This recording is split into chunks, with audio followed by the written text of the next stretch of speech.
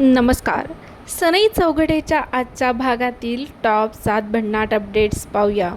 Number 1. Gautam देणार आशूला मोठं वचन. तो स्पष्टपणे सांगणार, मी तुला आणि तुझ्या आईवडिलांना तक्रारीची एकही जागा देणार नाही. तुला कायम आनंदी आयुष्य देईल. नंबर 2. शरू थेट जयच्या रूममध्ये पोचणार, पण पुढे जे घडणार ते पाहून तुम्हीही थक्क व्हाल. नंबर 3. जिथे शरूला तिने जयला दिलेलं चाफ्याचं फूल दिसणार आणि वातावरण पूर्णपणे बदलणार. नंबर 4. अखेर जय आणि शरूचा होणार आमना सामना. नंबर 5.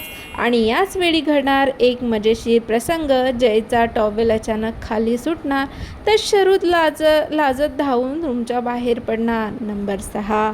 इतकंच नाही, जय आणि शरूला नवरा बायको समजून आशीर्वादही मिळणार. आणि नंबर 7. या क्षणापासून सुरू होणार जय आणि शरूच्या रोमॅन्टिक प्रेमकथेचा नवा अध्याय.